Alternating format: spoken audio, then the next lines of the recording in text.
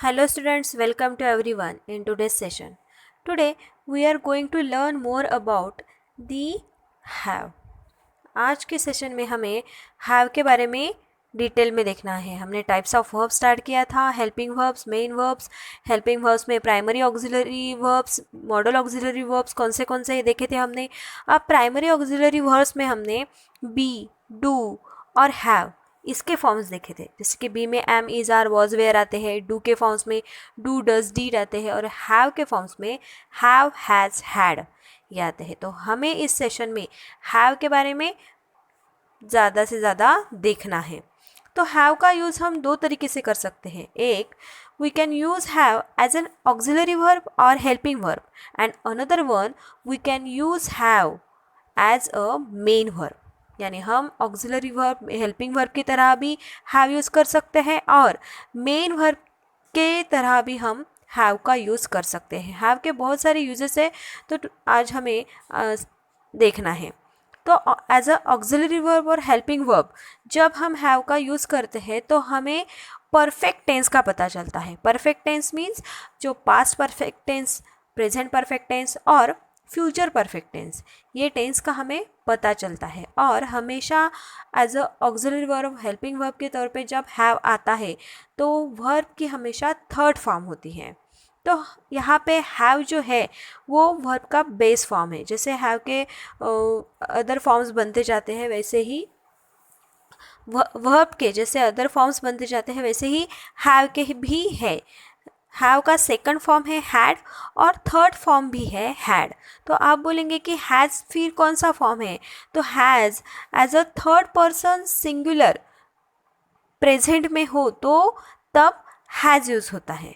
यानी ही, she, it ये क्या है, थर्ड पर्सन सिंगुलर से. ओके, तो इन सब के लिए हैज़ लगेगा.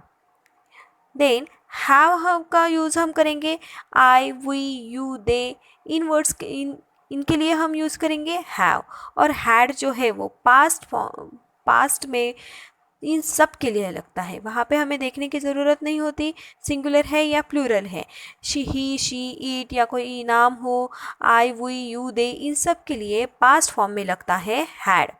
तो हम इसके कुछ एग्जाम्पल्स देखेंगे जिससे हमें क्लियर होगा कि as a auxiliary verb, as a helping verb have कैसे आता है.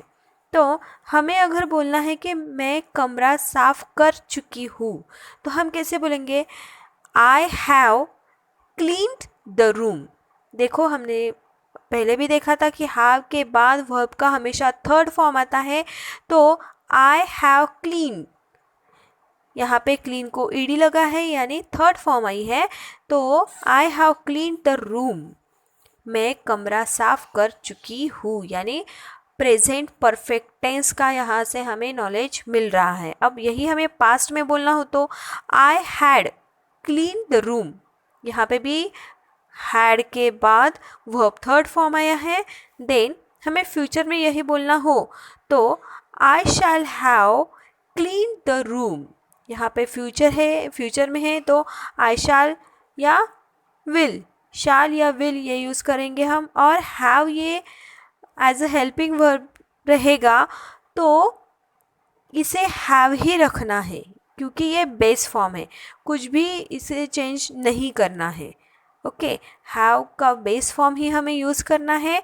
तो हम फ्यूचर में बोलेंगे आई शैल, नहीं तो I will have clean the room. ये हो गया as a helping verb, as a auxiliary verb have के यूजेस. अब हैव के और भी बहुत सारे यूजेस है as a main verb. Main verb में बहुत सारे यूजेस हैव के हमें देखने को मिलेंगे. Now we learn more about have as a main verb.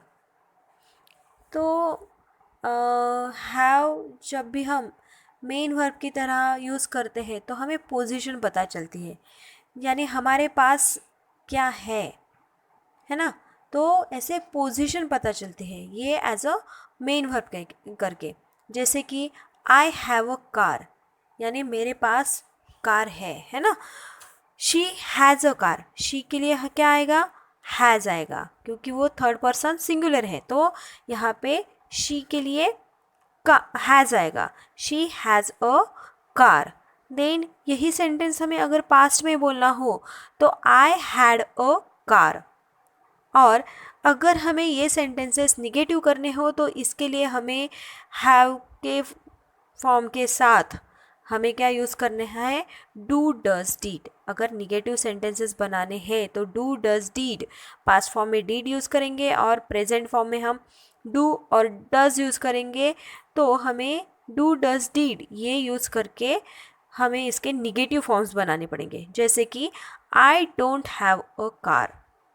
अब यहाँ पे डोंट ये जो है वो एज अ हेल्पिंग वर्ब की तरह आया है, क्योंकि हैव तो ये मेन वर्ब है ना।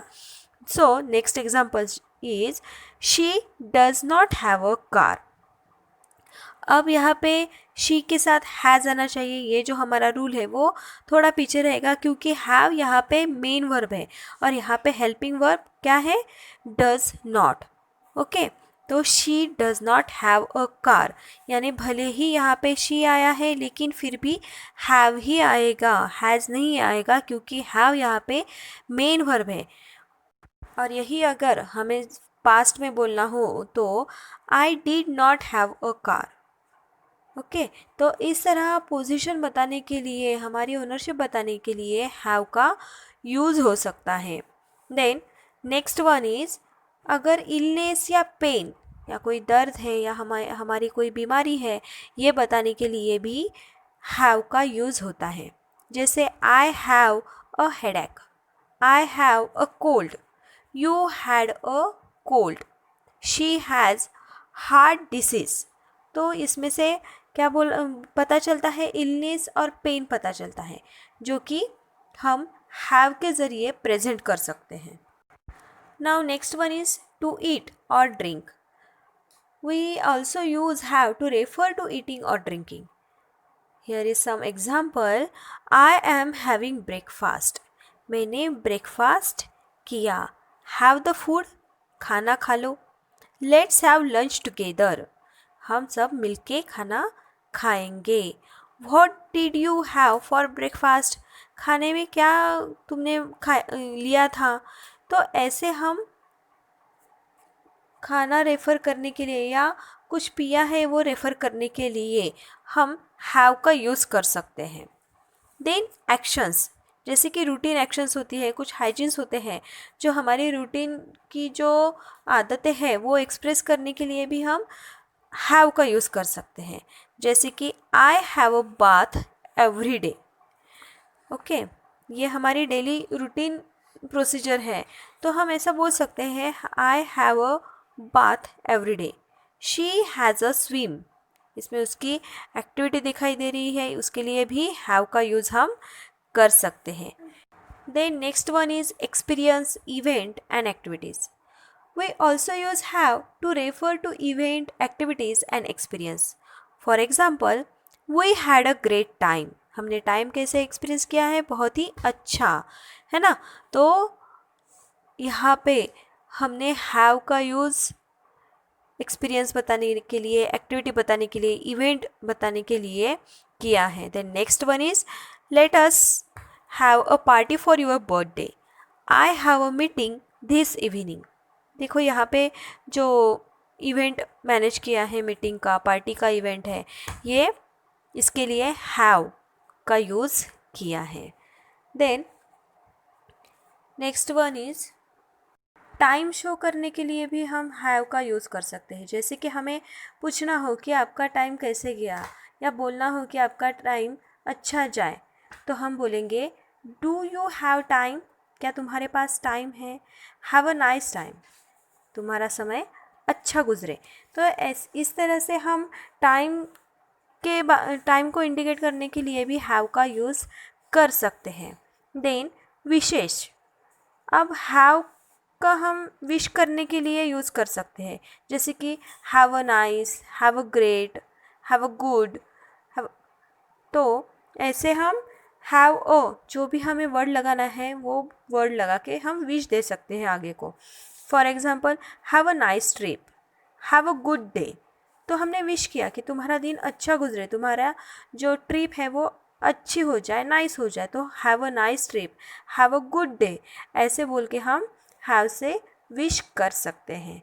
Then have to do something यानी आपको कुछ करना ही पड़ेगा, ये बताने के लिए हम हैव का यूज़ कर सकते हैं। हमें हैव का यूज़ करना है, जैसे कि you have to study, I have to go. अब यहाँ पे भले ही वर्ब की फर्स्ट फॉर्म आई है, लेकिन it is a grammatically correct sentence. I have और I had to learn this everyday, मतलब आपको स्टडी करनी ही है, आपको जाना ही है। इसे एम्फसाइज करके बताने के लिए या कंपल्शन बताने के लिए हैव टू डू समथिंग यानी कुछ ना कुछ आपको करना ही पड़ेगा, ये बोलने के लिए हैव का यूज़ हम कर सकते हैं। देन बर्थ, मतलब किसी बच्चे का बर्थ हुआ हो तो हम बोलेंगे Reena had a baby girl yesterday, यानी रीना ने कल बेबी गर्ल को जन्म दिया। यहाँ पे जन्म देने के लिए हैड का यूज़ किया है। Okay, Reena had a baby girl yesterday. Then relationship. In some cases, have is used to indicate relationship. I have two brothers. The couple do not have children. I don't have a brother. I have two friends. I have a friend. So, इस तरह से relationship indicate करने के लिए है।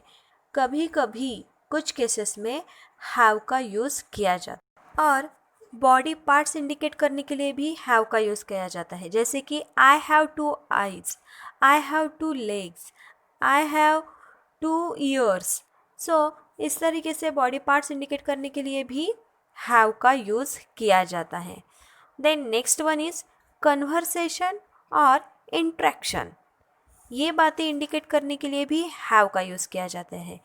Example में से आपको अच्छे से समझेगा, can we have a word, यहाँ पे आपके पास कोई वर्ड है क्या, ये बोलने के लिए have as a main verb करके यहाँ पे आया है। देन हैव अ चैट और have a talk with him, have a look, इनमें इंट्रैक्शन दिख रहा है। ओके, इस तरीके से कन्वर्सेशन और इंट्रैक्शन दिखाने के लिए हैव का यूज़ हो सकता है। देन एक्सीडेंट हो, प्रॉब्लम हो या कोई डिफ़िकल्टी हो, then we can use it. For example, he had an accident, you will not have any difficulty, she has a problem. इस तरीके से एक्सीडेंट, प्रॉब्लम, डिफ़िकल्टीज़ इंडिकेट करने के लिए, शो करने के लिए हैव का यूज़ हम कर सकते हैं।